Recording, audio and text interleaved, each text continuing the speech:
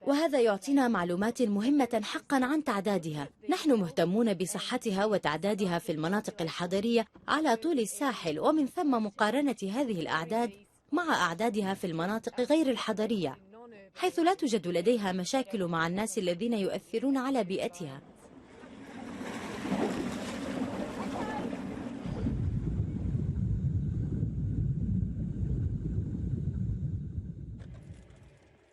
لقد كان ذلك ذكرا كبيرا. إنه حيوان هادئ جدا، لذلك كان هذا سهلا جدا، أليس صحيحا؟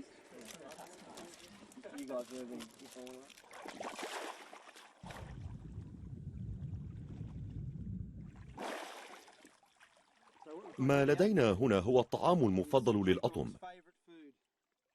هذا هو نبات كولوفولا الفالوس، وهو نادر جدا في قاع الرمال.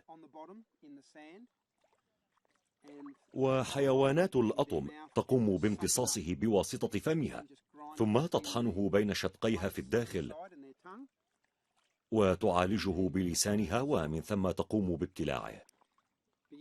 يمكنك أن ترى أنه لا يوجد الكثير من هذه النباتات، ويتعين على تلك الحيوانات أن تأكل كما الأبقار، أعني أنها من أبقار البحر، أي تأكل طوال اليوم، لكن يجب أن يوجد ما يكفي من الطعام.